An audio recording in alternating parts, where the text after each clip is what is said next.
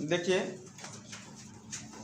Question है आपका, एक बार पढ़ रहा हूं। एक सीधा राजमार्ग एक मीनार के पास तक जाता है। मीनार के शिखर पर खड़ा है एक आदमी एक कार को 30 अंश के अवनमन कोण पर देखता है, जो कि मीनार की पाद की ओर एक समान चाल से जाता है। 6 सेकंड बाद कार का अवनमन कोण 60 अंश हो गया। तो इस बिंदु से मीनार पाद तक पहुंचने में कार द्वारा लिया गया समय ज्ञात कीजिए। क्लियर है ना? हाँ, तो यहाँ से यहाँ जाने में इसका समय ज्ञात करना है हमनी के, है ना? तो ऐसे निकालेंगे हम लोग। देखिए यहाँ देखेंगे तो यहाँ लिखेंगे ट्रेंगल कौन सा? त्रिभुज ए बी, मान लीजिए मीनार है, और यहाँ लिख दे रहा हूँ कि त्रिभुज ए बी सी में, त्रिभुज ए बी सी में, तो लिखेंगे 30 अंश बराबर ए बी बटा के ए सी, है ना?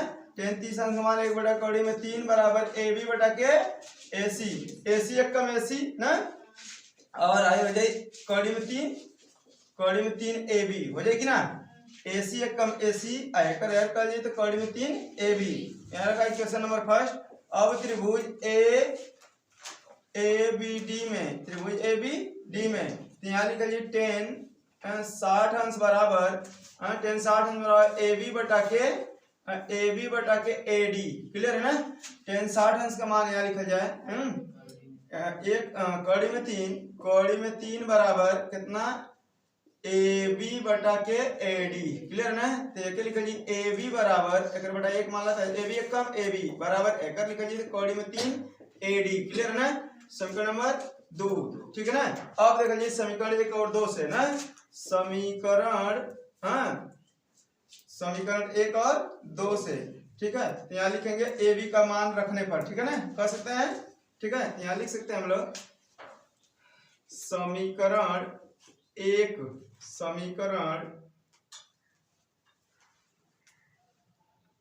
ए सी ए डी।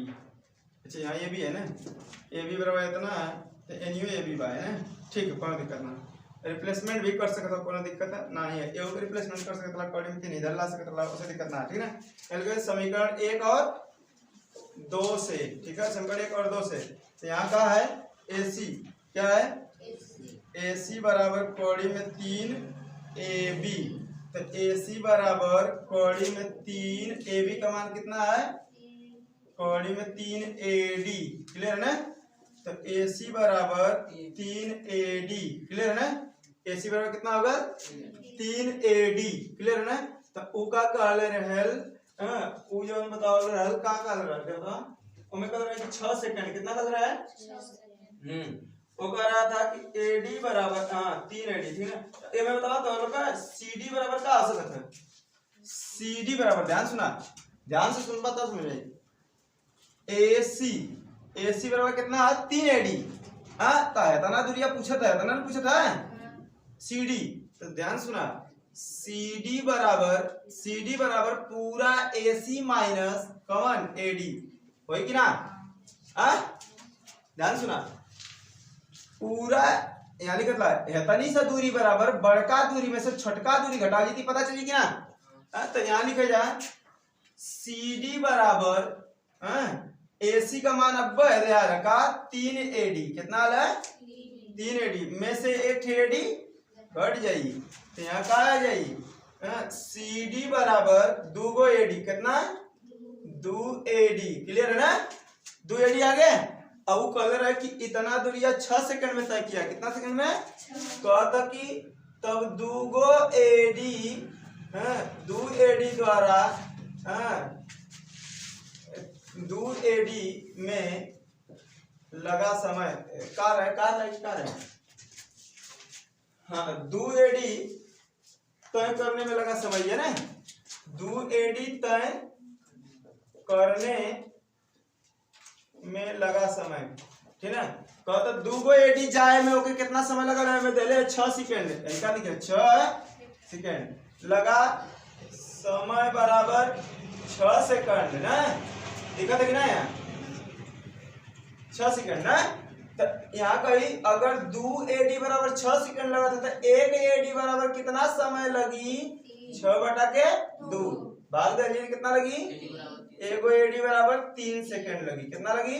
3 सेकंड। ये आंसर दे लेगा 3 सेकंड लगी। ई होगा आंसर। कोनो दिक्कत लिख लो, ठीक है। देखिए ये आपका 16 नंबर क्वेश्चन है कि मीनार के आधार से और एक सरल रेखा में 4 मीटर और 9 मीटर की दूरी पर स्थित दो बिंदुओं से मीनार के शिखर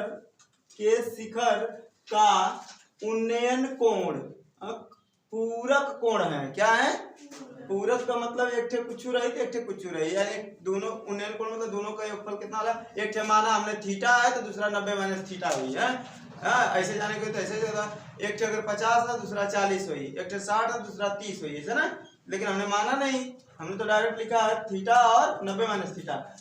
तो सिद्ध कीजिए कि मीनार की ऊंचाई 6 मीटर है। ऊंचाई दे दिया है 6 मीटर, लेकिन हमको सिद्ध करके लाना है कि सच में 6 मीटर है।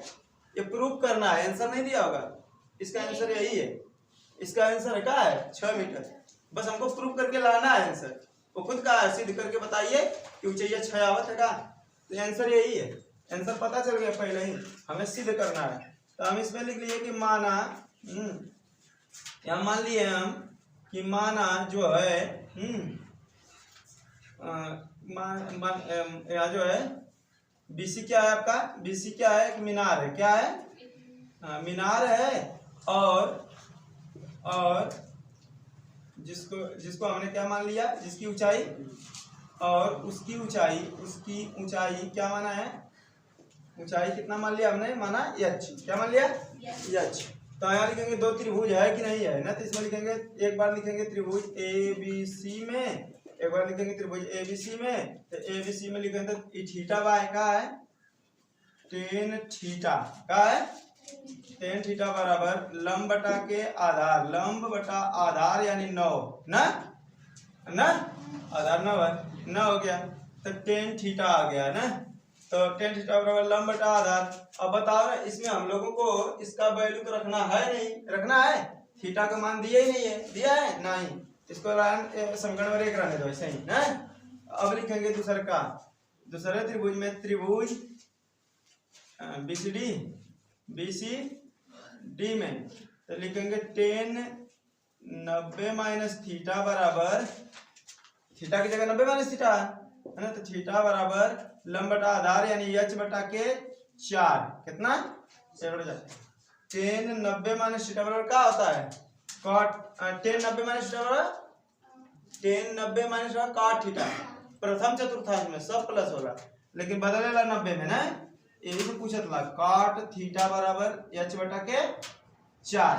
ठीक है। अब ध्यान से सुनेंगे, यहाँ देखें, ये दिख रहा है कि नहीं दिख रहा है? दिख रहा है ना। अब इसको देखेंगे,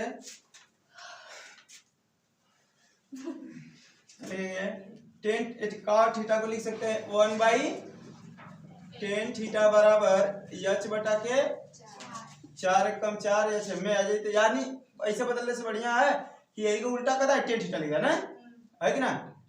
कह दे देखो कहीं कहाँ से ना देखा है, हमें गुणा करिए tan tan theta, h into tan theta बराबर 4 एकम 4 और tan थीटा बराबर 4 बटा के आई गुणे में तैर जाते हैं।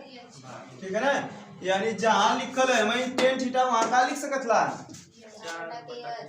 निकल जाई समीकरण 2 से tan थीटा का मान समीकरण 1 में रखने पर। ठीक है ना। ठीक है। तो यहाँ लिखेंगे एक वाला समीकरण यह है कि चाहे यही के रख दा, चाहे वो लेकिन लिख ले ऐसे है ना। तो tan थीटा का मान का लिख देंगे 4 बटा के tan थीटा बराबर 9 बटा के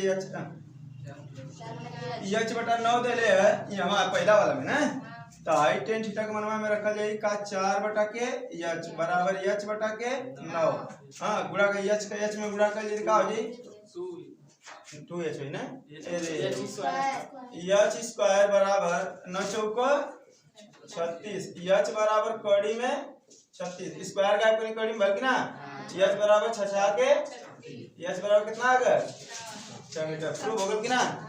ठीक है। ठीक तार ले लो। ठीक है।